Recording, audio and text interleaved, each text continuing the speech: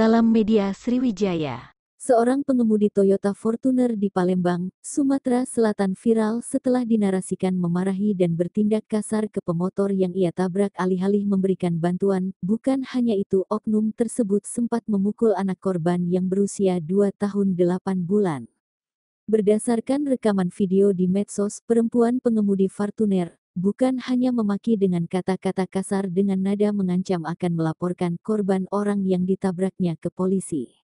Dari penelusuran video viral tersebut diunggah oleh seorang perempuan bernama Leseltia, 30, istri pengendara motor, di akun media sosial dengan nama yang sama, viral sehari usai kejadian tepatnya pada hari Kamis tanggal 14 Februari tahun 2023.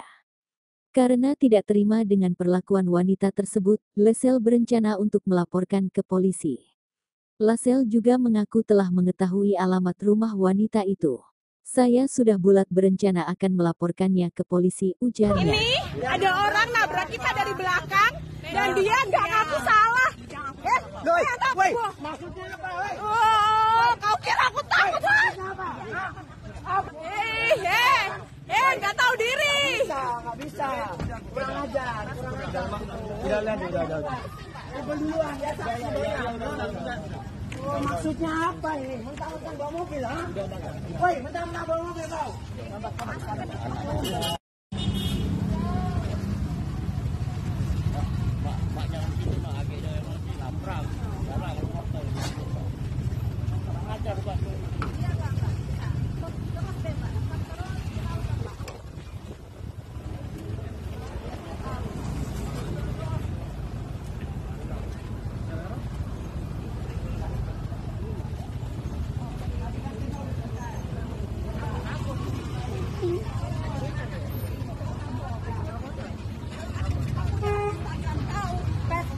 Makanya minta maaf.